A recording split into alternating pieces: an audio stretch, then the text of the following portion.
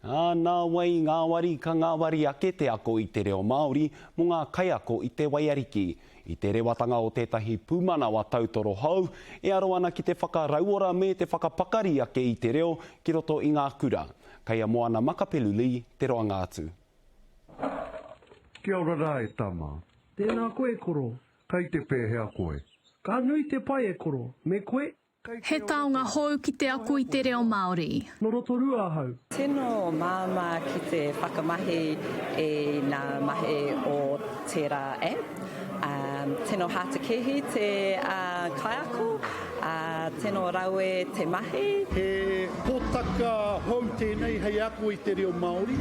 Nō reira, māma noai ho te whakamahi i tēnei taonga, hei ako i te reo i roto i te tekau mārua ngā wiki.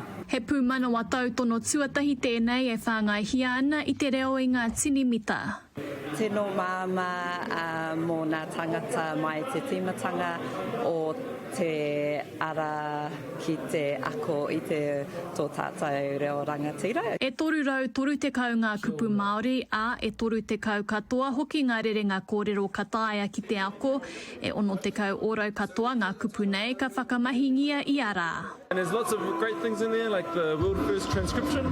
So people actually speaking back to Reo Māori. Really like the fact that I can watch cartoons with my kids. That would be really helpful. And the being able to hear my voice back, make sure my pronunciation is correct. Ko te wawata kia puta tō tātou reo ki te ao katoa. Puta noi te ao, kia mōhio ai te katoa, Māori mai, Pākehā mai, tauiwi mai ki tō tātou reo Māori mā te taupānga nei. He mea hanga nā te mātanga reo a Rāpata Wiri me te rōpūhanga pūmana wa tautono a Sultan Tonic, e tata ki te rima rau ngā kaiako ka whakamahingia tuatahi ki te rohe o te waiariki. Kua rua tekau mārima tau tēnei taupānga e rangahauhi ana i tēnei rā, kua puta mai ki te ao mārama. Ko te reo kia rere, ko te reo kia Māori. Moana Makapeluli, te karere.